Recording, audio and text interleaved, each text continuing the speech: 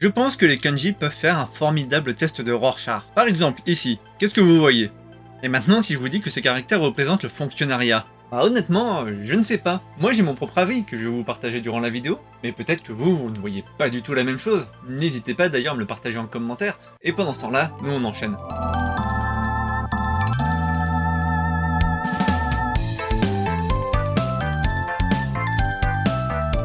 Aujourd'hui, on va manger et on va s'attaquer à quelques clés un petit peu moins utilisées, mais quand même très utiles.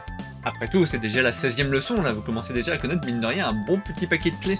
On va voir également quelques petits caractères du JLPT N5, pour la simple et bonne raison que l'examen du N5 demande normalement à peu près entre 80 et 120 kanji, et là on en est déjà à 160. Donc pour essayer d'être un petit peu raccord avec l'examen, parce que je suis sûr que certains veulent le préparer, je vais essayer de glisser dans cette leçon et les prochaines quelques petits kanji du N5, histoire d'en voir le maximum le plus possible. Actuellement on a déjà vu tout ça, et dans la leçon d'aujourd'hui on verra cela. Donc vous voyez, on avance.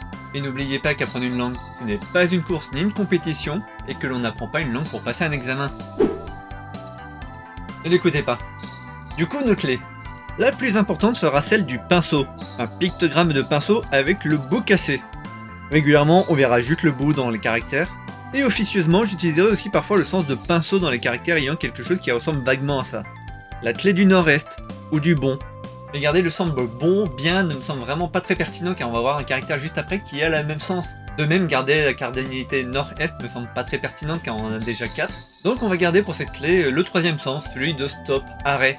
Et pour cela, on va tout simplement voir là le pictogramme d'un panneau stop. En réalité, on s'en servira assez peu, mais cela nous permettra de faire la distinction avec le caractère arrêt que l'on a déjà vu. Et enfin, le clé de la vapeur, que l'on n'utilisera que dans le caractère que l'on voit aujourd'hui. Et le caractère vapeur, qui se trouve littéralement dans la dernière leçon de la méthode. Oui, au bout de 2000 kanji, vous comprenez qu'on rentre dans des caractères assez spécifiques. Personnellement, j'y ai toujours vu ici un pictogramme de locomotive avec les deux petits nuages de fumée qui partent par le haut. Bien, les caractères maintenant. Ou tout simplement, le caractère bien, bon. Et comme je vous l'avais dit, il ressemble un petit peu trop à notre clé bien qu'on a décidé de renommer le panneau stop.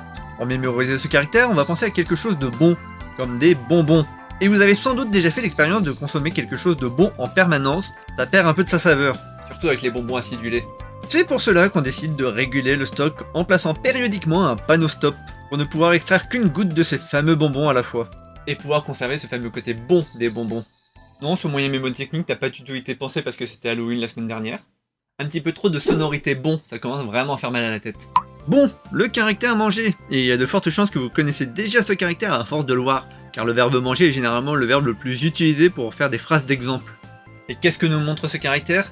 Bah qu'il est bon pour l'homme de manger. Et je ne pense pas que ce soit Obélix qui nous contredira. Alors c'est le caractère manger ou nourriture, hein, on se servira de l'un ou de l'autre selon nos histoires. Le caractère manquer, lacune, absence.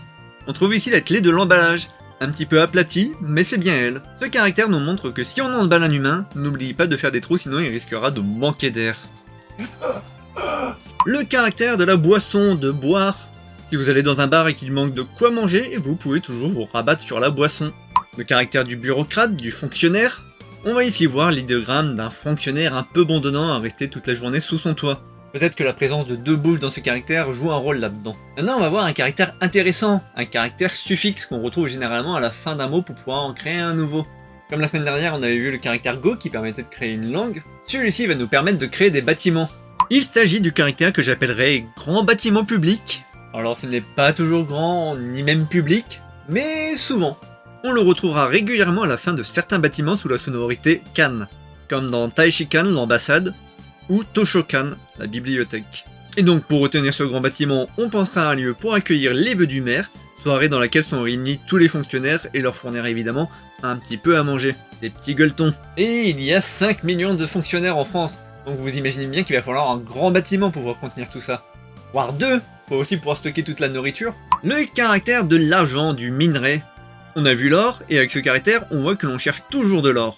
Par contre, on mettra un panneau stop sur le chemin si on tombe sur de l'argent. Ah oui, on va quand même faire une petite excavation, hein, c'est toujours ça de prix. Enfin, si vous crachez sur de l'argent, vous savez toujours ce que vous pouvez en faire. Maintenant, on rentre vraiment dans les kanji en vrac du JLPT N5. Le caractère avant, devant.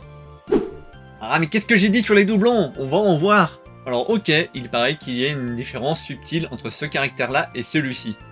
Celui-ci voudrait dire les choses qui sont devant mais que l'on peut voir, qui sont proches, Alors que celui-ci voudrait dire les choses que l'on ne peut pas voir parce qu'elles sont un peu lointaines. Et lorsque l'on regarde le vocabulaire associé aux deux caractères, ça se justifie plutôt bien, même si parfois ça peut sembler un petit peu tiré par les cheveux. Par exemple le professeur, le maître, le sensei. Manifestement, c'est la vie lointaine, celle que l'on ne verra peut-être jamais. Le caractère avant nous montre donc un sabre au clair de lune. C'est ici la mise en place d'un rituel bien étrange. Avant de pratiquer ce rituel, il est demandé de couper les cornes des animaux au sabre au clair de lune. Et si vous avez un doute, les cornes c'est généralement vers le devant de l'animal. Le caractère de la tranquille, mais aussi du... cheap. Bon marché, pas cher. Et la tranquillité, c'est d'avoir la femme sous le toit de la maison, revenant des courses et qui a réussi à faire de belles économies et ne prenant que des produits bon marché. On la remerciera donc fort chaleureusement pour s'assurer de la tranquillité de la maison. Le caractère de l'écriture. Et pour cela, c'est simple, on a un super pinceau pour écrire toute la journée. Et maintenant un caractère très important, le caractère de l'humeur, de l'esprit, de l'atmosphère, le caractère ki. Le ki, vous savez, celui qui permet de faire des kamehameha. Un caractère très important parce qu'il justifie à lui tout seul d'apprendre la clé vapeur. Par contre, je ne rentrerai pas dans les détails de l'utilisation de ce caractère car on pourrait faire limite une vidéo entière dessus. Pour le retenir, on va juste imaginer un endroit avec beaucoup de vapeur, ce qui provoque une atmosphère lourde. Un peu comme dans un sauna. Mais c'est un peu particulier d'avoir de la vapeur de nulle part, vous ne trouvez pas? On va donc indiquer le lieu d'une croix au sol, histoire de marquer le lieu. Mais ceci à peine fait qu'un esprit d'humeur massacrante sort de la croix. Ça explique un peu mieux l'atmosphère. Foutu Halloween. C'est une histoire un peu tirée par les cheveux, je vous l'accorde, mais vu la forme singulière de ses caractères et son omniprésence, je n'ai aucun doute sur le fait que vous le reteniez. Et pour finir, le caractère de la pluie, et c'est un simple pictogramme d'une fenêtre dont on voit 4 gouttes de pluie passer devant. Ça devrait un peu vous reposer. Alors ici il ne pleut pas encore, mais par contre il y a beaucoup de vent qui me met un peu au chômage technique depuis une semaine. Donc j'espère que la qualité du son sera quand même au rendez-vous, et je vais profiter de ce magnifique temps pour aller me balader un petit peu.